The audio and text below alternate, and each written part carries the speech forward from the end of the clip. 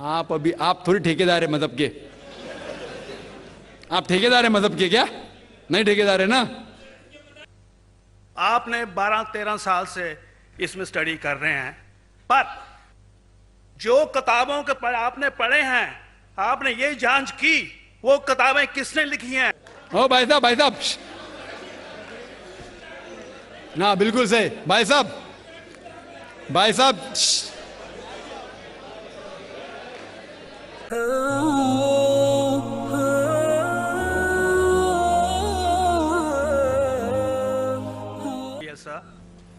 Doctor साहब, मेरे parents Hindu थे, पर मैं अपने को हिंदू नहीं मानता हूं, मैं अपने को इंसानियत मानता हूं, इंसान मानता हूं। बाई चांस मैं जमा हूं हिंदू जगह घर, और आप जमे हैं इस्लाम के घर, और दूसरे जमे उनके घर, पर सबसे ज्यादा है इंसानियत। और अभी तक मजहब ने, कोई भी मजहब हो, इंसानियत के ऊपर अमल नहीं किया। आपने 12-13 साल से इसमें स्टडी कर रहे हैं, मैंने 30 साल से स्टडी कर रहा हूं, बाल मेरे सफेद हो गए हैं, रोटी के लिए मैं बिजनेस करता हूं।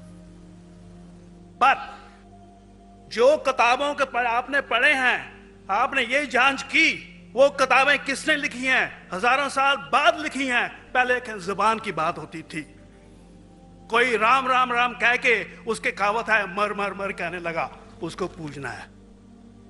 वेदा ऐसी थी, ग्रीक मैथोलॉजी ऐसी थी, इजिप्शियन मैथोलॉजी ऐसी थी, इब्राहिम से लेके मोसेस तक, और आपके मोहम्मद साहब के तक।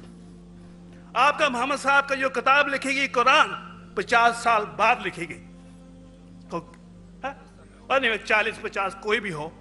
पर मुझे माफ करना साहब, मैं आपसे एक सवाल ये उठना चाहता हूं, हम सब इंसान है, इंसान को एक करके सब मजहब 21st सेंचुरी में इंसानियत मजहब क्यों नहीं बनाते? जो आप ठहर, मैंने अभी खत्म नहीं किया जनाब, मैंने हमने खत्म नहीं किया। हाँ, मैं ये कह रहा हूं साहब, आप अपना पर्सनल मजहब है रखिए, अपने घर में रखिए, बस स्टेट में और दूसरों के ऊपर ना लाइए, वार ना करिए, लड़ाई ना करिए। एक माफी चाहता हूं, ऐसी हजारों चीजें मैं दूसरे मजहब में निकाल सकता हूं।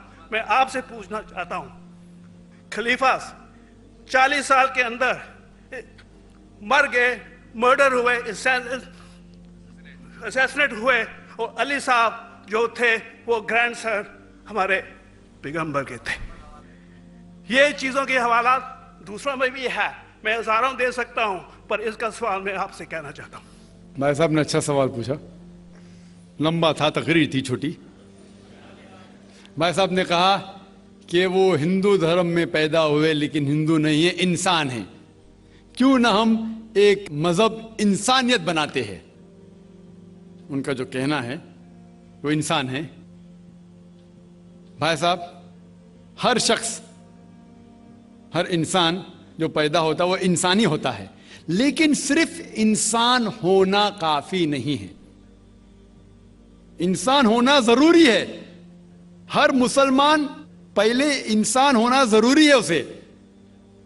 इस्लाम की सारे बातें, एक भी बातें मैंने कहा मैं तकरीर में, इंसानियत के खिलाफ नहीं है। एक भी बातें मैं चैलेंज करता हूं, आप एक भी बात इस्लाम की बुनियादी बात बताओ जो इंसानियत के खिलाफ है।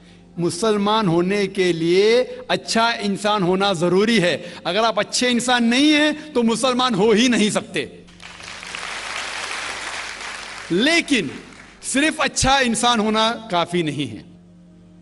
मिसाल के तौर पे डॉक्टर बनने के लिए 10वीं पास करना जरूरी है, फिर 12वीं, फिर डॉक्टरी। तो मैं कहूंगा डॉक्टर बनने के लिए स्कूल पास करना जरूरी है, लेकिन स्कूल पास करना काफी नहीं है। तो इस्लाम में अच्छा मुसलमान बनने के लिए अच्छा इंसान बनना जरूरी है, लेकिन सिर्फ अच्छा इंसान बनना काफी नहीं है। समझ रहे? क्यों? क्योंकि इंसान को जिसने पैदा किया उसकी इबादत करना जरूरी है।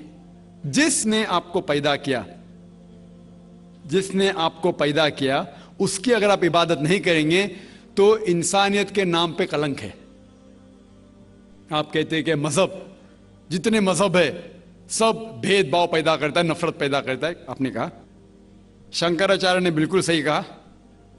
शंकराचार्य ने कहा कि कोई भी मजहब नहीं सिखाता कि आपस में भेदभाव करना।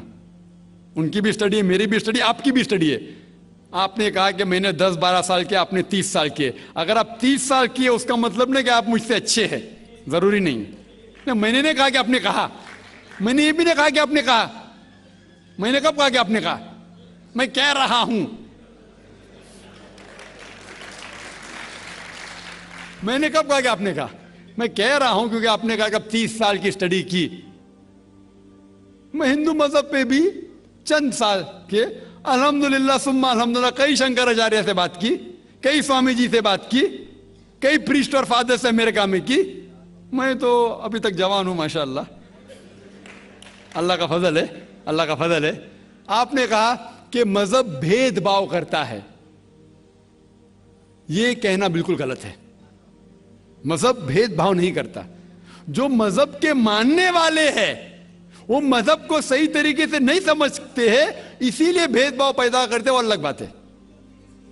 गलती है मजहब के मानने वाले की, मजहब की नहीं। ये कह रहे हैं कि मजहब की, मिसाल के तौर पे एक मर्सिडीज कार है, मर्सिडीज कार है, मुझे ये जानना है कि मर्सिडीज कार कितनी अच्छी है। तो एक ड्राइवर मर्सिडीज कार चलाते जो ड्राइविंग जानते ही नहीं और मर्सिडीज कार को ठोक देते, तो किसकी गलती है, मर्सिडीज गाड़ी की कि ड्राइवर की? अगर आपको जानना है मर्सिडीज कार कितनी अच्छी है तो आपको यह देखना चाहिए स्पेसिफिकेशन, उसका पावर कितना है, हॉर्स पावर कितना है, माइलेज कितना है, सेफ्टी मेजर कितना है। उसकी तहकीक करने के बाद आपको कहना चाहिए कि कितनी अच्छी मर्सिडीज कार है। अगर जानना चाहिए कितनी अच्छी है तो उसको बिठाओ जो ड्राइविंग जानता है। तो इसीलिए इस्लाम को जानने के लिए मुसलमानों को मत देखो, अगर देखना है तो मोहम्मद सल्लल्लाहु अलैहि वसल्लम को देखो।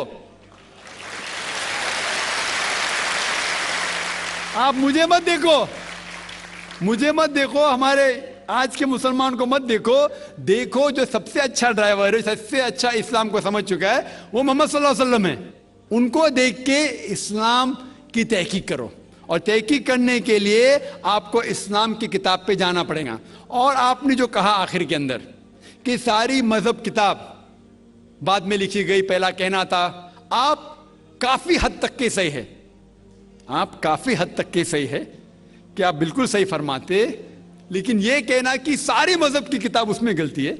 अक्सर मजहब कितने किताब है, वेद हो, उपनिषद हो, बाइबल हो, ओल्ड टेस्टामेंट हो, न्यू टेस्टामेंट हो, आपने कहा मूसा अलैहिस्सलाम से लेके वहां से था, लेकिन आखिरी में जो आपने गलती की मोहम्मद सल्लल्लाहु अलैहि वसल्लम, वहां गलती की। आखिर में आके आप अटक गए, आखिर में आके आप फंस गए। आपने शायद इस्लाम का मुताला सही तरीके से नहीं किया होगा, आपने शायद अरुण शुरू की किताब पढ़ी होगी। अगर आप कोई मजहब का मुताला करना चाहते हैं तो जो मजहब को समझ चुका है उसकी किताब पढ़ो। आप अगर अरुण शुरू की किताब पढ़ेंगे और इस्लाम के मुताला करा कहेंगे, ये किधर का सही फैसला है?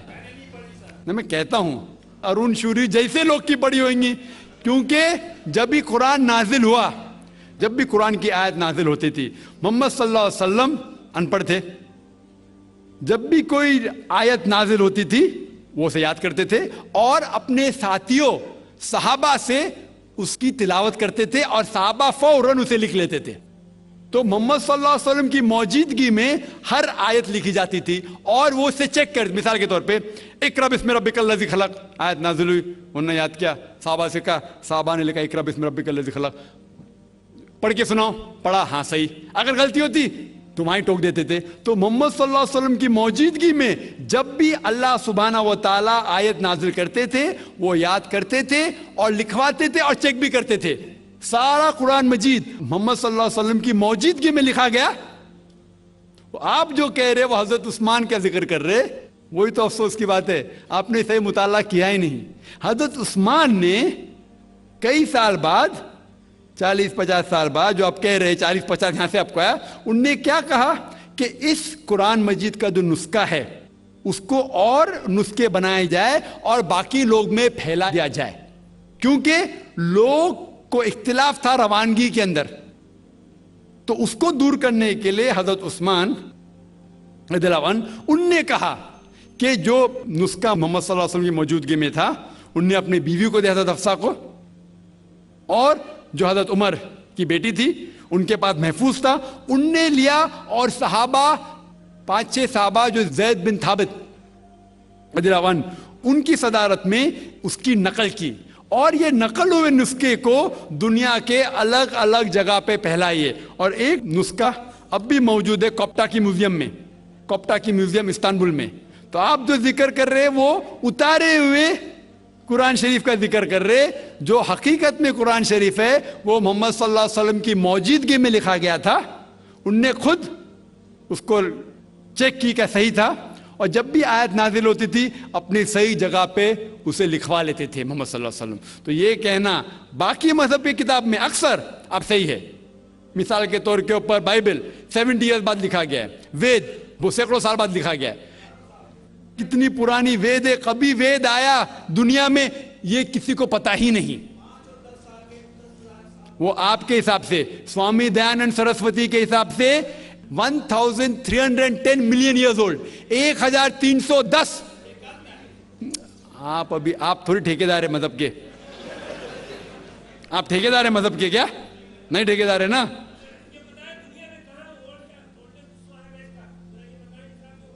हाँ इसलिए ओ भाई साहब ना, बिल्कुल सही भाई साहब भाई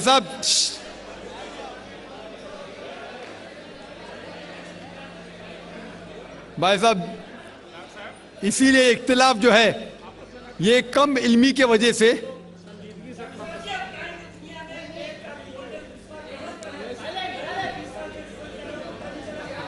वेद का वेद का क्या नहीं, सब लोग चुप हो जाए। भाई साहब ने कहा कि दुनिया का सबसे ओल्डेस्ट स्क्रिप्ट वेद है, वो कुछ हिस्टोरियंस कहते हैं। बट ओल्ड होना मतलब नहीं कि सही, जो कुछ ओल्ड है वो सबसे बेहतर होना जरूरी नहीं। मिसाल के तौर पे मेरे पास पुरानी गाड़ी है 50 साल पुरानी, उसका मतलब नहीं कि नई गाड़ी से अच्छी है। ये भी हो सकता है कि पुरानी गाड़ी नई गाड़ी से अच्छी हो सकती है। मेरे पास मर्सिडीज कार है 5 साल पुरानी, जो नई मारुति से अच्छी होंगी। तो ये कहना कि कोई किताब या कोई मजहब पुराना इसलिए बेहतर है, बिल्कुल गलत है। जो आदमी को अक्ल है वो कभी भी ऐसा नहीं कहेगा कि पुरानी चीज बेहतर, नई चीज बेहतर। वो चीज बेहतर है जो हक के ऊपर है, जो चीज हक के ऊपर है वो चीज बेहतर है। तो भाई साहब आपकी जो तहकीक है मजहबी किताबों पे जरा कमजोर और गलत है। आपको फिर से और 30 साल लगाने पड़ेगा इंशाअल्लाह।